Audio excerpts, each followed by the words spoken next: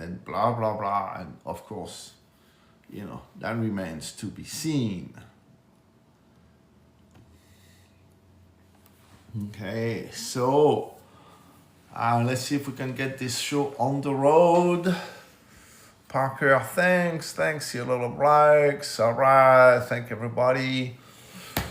Hey, so this is Chris, Sales Talk with Chris. You can find me on YouTube at Sales Talk with Chris. I would love for people to start subscribing to my feed on YouTube. That'd be awesome.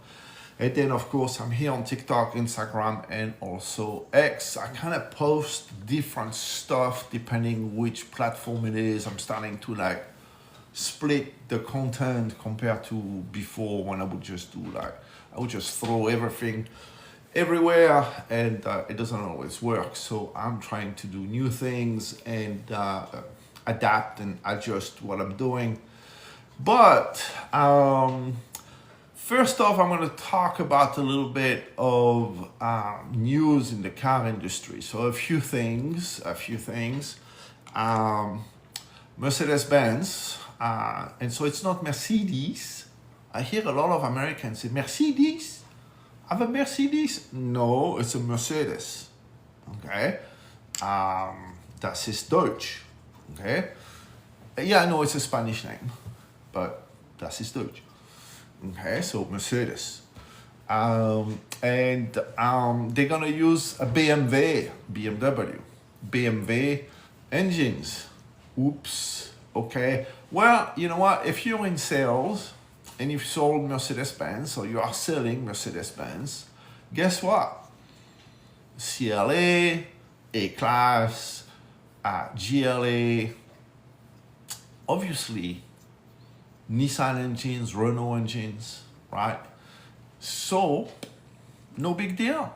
I mean, I don't think that stopped anybody from buying a CLA or A-Class or GLA or GLB. If you don't say anything, nobody knows about it. That's great. Who cares? It's still a Benz at the end of the day. So I would say, not a big deal. Unless you have that one prospect customer in the future that say, whoa, what? Is that the Mercedes with the BMW engine, the BMW engine? Oh no, I don't want it. Okay, well, let's step you up and do something that doesn't have it. I mean, how about that? Okay, so not a big deal, but interesting news nonetheless. Nonetheless, very, very interesting news, okay? The other news was,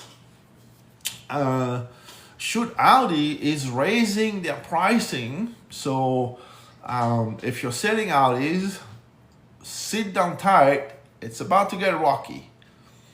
Audi for 2026 year models are going to raise the price of vehicles from $600 to $4,700, depending which vehicle. What are they doing? Okay, remember, I don't know, we need to follow me, which please do so, follow me for that kind of news and that kind of stuff. Excuse my dog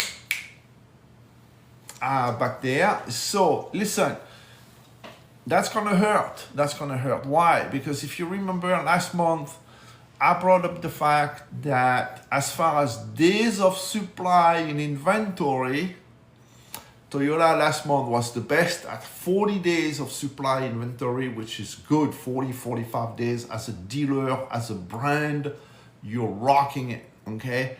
But Audi, at the opposite of the spectrum, 133 days of supply of inventory.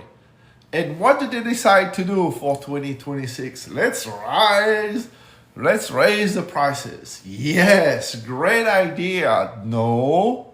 Are you out of your mind, Audi of America? And keep in mind, guys, I work for Audi of America, okay? I started in sales, little trailer, Woodland Hills, California. We didn't have a showroom. Our BPO, our business objective was 35 cars a month. But anyway, I ended up working corporate for quite a few years. Listen, Audi, you're out of your mind. Okay, so if your guy is selling Audis, what are you gonna do with this news? Okay, I suggest keep your head down. Okay? Audi blames the tariff. We know it is baloney. Okay? The tariff have been established at 15%, which is less than what they were before. Audi of America and Audi AG in Germany are trying to pull a fast one and using the tariff as an excuse to try to raise their profit on their vehicle that are not selling. Great job. Great job. How about that? But if you're the one gal or the one guy on the floor in an Audi store right now, okay, what do? You're gonna have to build value, okay? You're gonna have to really take your time building that value that matches the hot buttons of the customer or the prospect customer, okay? That is a imperative, okay? So you're gonna need to slow down that sales process, okay? And really figure out what's gonna make those people pull the trigger on that Audi. And if they're comparing that Audi to something else, well, you know, when I started to sell Audis back in 2003, nobody wanted an Audi. Okay, Audi was like the, oh, is that a Volkswagen? I heard they break down a lot. Okay, so this was the situation of Audi in the early 2000s. So how did I end up selling Audis? You know what? I learned about my competition. I knew the competition as well as I knew my Audis. So you guys and gals, if you're selling Audis right now, this is what you need to do. You need to know the competition. What are their strengths? What are their weaknesses? Model by model. So if you have someone that come look at your A6 and they're looking at an E-Class, you should know both cars, so that on the spot you can say, yes, I understand, but check this out. On my Audi A6, I do not believe you will find this on the E-Class. Whatever, I'm just taking an example, okay? So please do yourself a favor, study the competition. I know it's hard, you spend hours at the dealer, you're tired, I know how it is, but you know what? On my day off, that's what I would do. And that's how I became successful, because nobody wanted an Audi. And when Audis are gonna get more expensive and they're already not selling very well, you don't have much of a choice, okay? Yes, I know the grass is greener, your neighbor's grass is greener, and so you're gonna be like, you know what, screw this, I'm gonna go sell BMWs, or I'm gonna go sell Mercedes, or I'm gonna go sell Toyotas, whatever. Yes, that's easy. The grass is always greener next door, but how about you work on making your grass greener yourself? So go study the competition, go test drive it. If you not test drive it, go learn about it, so that on the spot you can reinforce your product, you can build value. And remember, when you're building value, you're not only building value in the vehicle you're selling, you're building value in yourself, in the dealership, in the brand, in the name of the dealership, the brand of the vehicle. You have to sell value for the whole package, okay? Then they want to do business with you, because they realize, hey, it's just not you selling them a vehicle. There's an entire apparatus behind it. There's a brand, there's support. I know, like, for those increased price at Audi, they throw in free maintenance once more. Great, that's gonna fool a few people, but it's not gonna fool everybody, okay? So that was part of the news. What else we had in the news? Jaguar, so the guy that did that whole thing, he quit, and so he retired. No, he quit with his tail between his legs because he destroyed the Jaguar. Okay? Now, that is a crazy thing to do, but since the Indian company Tata owns it, you never know, right? In any cases, there's a new guy now saying, well, we're not going to do volume. A Jaguar will be rare and it will be low production. Okay, sure. I mean, at least you're not taking a big risk, right? So if you're selling Jaguars today, I would say good luck. Hopefully they'll be great. They'll be beautiful. If you love the brand, stick with the brand. I mean, uh, Land Rover is doing great product right now. They're beautiful. They're well designed, and since GLR is the same thing, it's just letting Jag. Maybe you can sell Rovers, and Rovers right now are great. So there's definitely money there to be made. So that's a good thing. If Jaguar survives this entire disaster and they come out with some product that are actually decent and good looking, then you know what, that's going to be great. I hope they're expensive. I hope there is a lot of money behind it, so that you guys that are on and gals that are on the floor right now in the future can make some money. But unfortunately, sadly, I don't think Jag is going to make it. I doubt it. I give them like maybe another year or two, and if nothing happens, I wouldn't be surprised even that Tata just offloads that thing, which would be very, very sad. Okay, so that was in the news. What else was in the news? Nissan. So hey, if you're in sale and you're selling Nissans, good news, bad news, right? Bad news, Nissan is struggling, okay? And I think they may go for the Hail Mary. They're saying we're gonna bring the Xterra, we're gonna bring back the Pathfinder, and not in a CUV, so with like a car platform. They want it like box on frames, so like real off-roader. And the Xterra, I don't know if some of you maybe not remembering or know about the Xterra, but the Xterra was kind of funky looking. It rode really, really harsh. My ex-wife had one, but very capable off-roader. Definitely a very good off-roader. So that has a small following out there. So they want to bring back the Xterra. They will bring back the Pathfinder. I think that's great.